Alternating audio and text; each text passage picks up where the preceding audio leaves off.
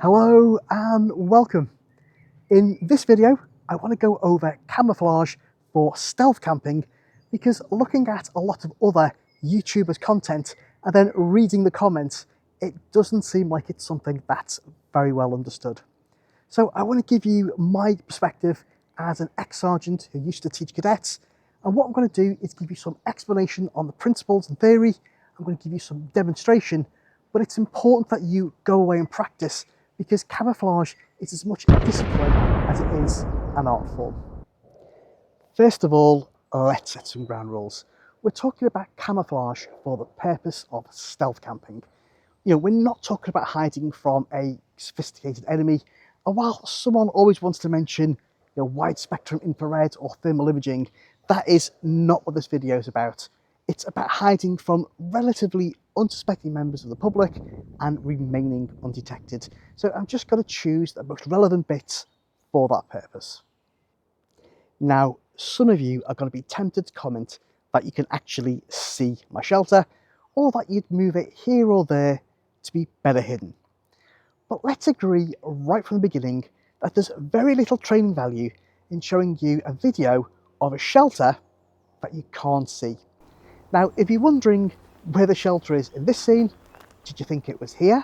Or perhaps here? Well, it's actually here.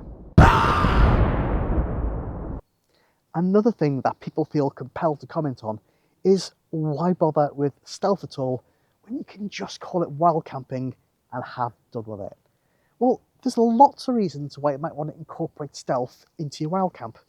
And the first one is that while wild camping is tolerated in most of the UK, it isn't strictly legal, and therefore you might just want to avoid drawing attention to yourself to avoid getting moved on. So that makes sense. The second reason is even when you do have permission to be somewhere, you might just want to avoid unwanted attention. Now that could be from a social interaction point of view. Maybe you just don't want to talk to anybody that day and you feel like some solitude. That's why you're out in the woods trying to do a wild camp. Or alternatively, you could be worried about your safety, and if people don't know you're there, then they can't actually mess with you. So again, a perfectly valid reason to do it stealthy. And the third reason is sometimes the reason that you're out there actually requires an element of stealth. So for example, if you're bird watching or you're a wildlife photographer, then having somewhere hidden away that you can move around and be sheltered from the elements for a good few hours or overnight is actually really beneficial. Now, before we get into this, one thing I've got to warn you about, which a lot of people seem to miss out, is that being stealthy can actually add an element of risk. And that's because by design, you can't be seen by others. So if you're somewhere like agricultural land or private land where there could be shooting or perhaps vehicles driving around at night, then obviously not being seen definitely makes it a little bit risky. It's also hardly fair on the poor farmers or landowners who may be out just doing their thing, end up hurting you or killing you by mistake, and then having to live with that. So to get into this, we need to dispel a couple of myths about camouflage. Now, one of the most common ones I see is that people think camouflage means that you can't see something. And actually, that's not true at all. Camouflage is about fooling the brain into not recognizing or identifying that object, and therefore it doesn't draw attention to itself. Now, the best example of this is a stick insect. If you've ever seen a stick insect at the zoo, you'll know that they're in the tank, you know that they're there, but you can't identify what is stick insect and what is tree, because while they're perfectly visible and on perfect view, your brain just can't process them because they're that well camouflaged. The second misconception that I see a lot is that something is camouflaged or it's not. It's binary. And that's not true, because camouflage can work from the really kind of low observable all the way up to the super stealthy. And camouflage can be effective at different ranges. So you may see something at 5-10 feet, but once you're 50, 100 feet back, then that becomes almost invisible. So it's not just a question of being good camouflage or bad camouflage, it's camouflage for the situation that you're in. When it comes to camouflage, one of the most basic things we can do is make our shelter match the background colour of our environment. And personally, I find from autumn until early spring, then this coyote brown colour that I'm wearing now is a really good match for the kind of forest floor and all the kind of fallen leaves and dead ferns and things. However, from late spring to early summer, the predominant colour here tends to be green, and therefore an olive green or an adaptive green can be a better choice. But try not to think of it as one colour for one season, another colour for another season, because even now when it's at the height of summer, then this forest floor is still a really good match for this coyote brown.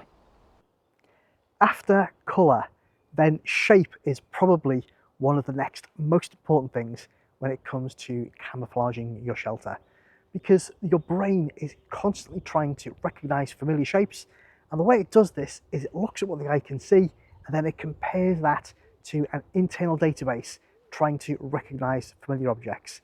And it's so good at this that it will actually invent details if it can't see the full object in order to fill in the gaps and help it match something that it already knows about. And that's why sometimes when we're looking around for things, we misidentify objects, and it's because our brains have kind of made up that detail.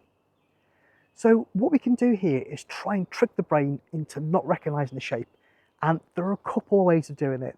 The first one is we can use a camouflage material, and these have been designed to kind of break up the outline through optical illusion, for example by adding false shadow, which tricks the brain into thinking it's a different shape than it is. You can also add foliage, so things like ferns and light branches and leaves, particularly to the straight edges of your shelter, and that will definitely help break up that outline and trick the brain so it's not recognised. One of the most obvious things you can do is to find a location where your shelter can't be seen easily. Now, one way to do that is to try and screen it by vegetation, where at least it's going to be partially obscured, if not fully obscured. And that will make it, a lot less easy to spot. Now, if you look at the shelter behind me, which is actually under the tree, you can see that it is visible, but it definitely doesn't stand out because it is partially obscured. Now, remember that point I made earlier on about camouflage being effective at different ranges? Well, at this distance, 7 or 8 feet, I do look pretty exposed here, but if you were to go back to say 15 feet outside the canopy, then I am pretty well screened from view to the point where I don't think people would notice me unless they were actually looking. Another way to make your shelter less observable is to keep it as low to the ground as possible so that it is below the level of natural cover. And this way the vegetation can help screen your shelter from view and make it less visible. Now notice the shelter in this scene, I've taken no real effort to camouflage this, it is just low to the ground because it is a naturally low shelter, and look how effective it is. You would walk past this scene without realising it was there. Even better than using vegetation to screen your shelter is if you can find dead ground. Now, dead ground is any piece of ground which you physically don't have a line of sight with. So look for undulating features that create holes and hollows, the other side of a hill, for example, because the beauty of dead ground is it doesn't matter what colour your shelter is, if something is in dead ground, you just can't see it. Shine is something that will definitely get you spotted, and this is one mistake I see YouTubers make again and again, to the point it's getting absolutely farcical now.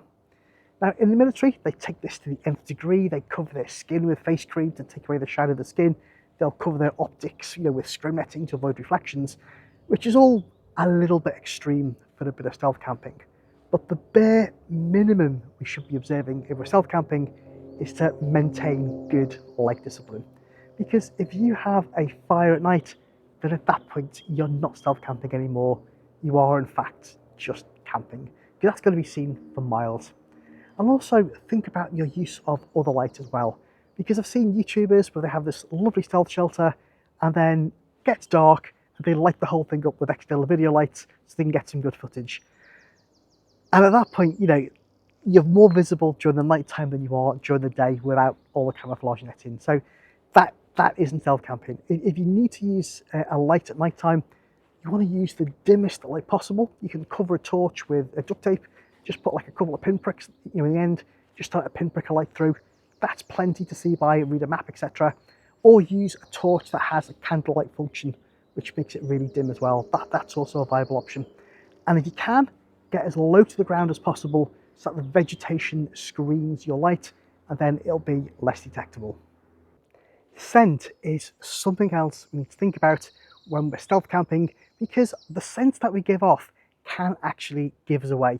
If not to other humans, then definitely to dogs and their dog walkers, because they will definitely pick up on your scent and they will come and investigate. And that could lead to barking and alert you to your location. And it feels like every YouTuber who makes stealth videos likes to cook these full-on delicious meals with steak and all these kind of aromatic herbs and spices.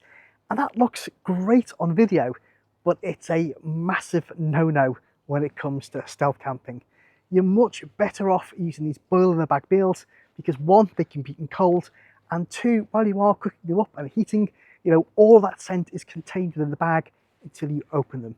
So your kind of exposure time is going to be greatly reduced if you actually use those boil-in-the-bag meals, as opposed to cooking these wonderful meals that look great on video but are completely unstealthy. A more advanced technique you can use to raise your stealth game to the next level is to think about the texture of your shelter.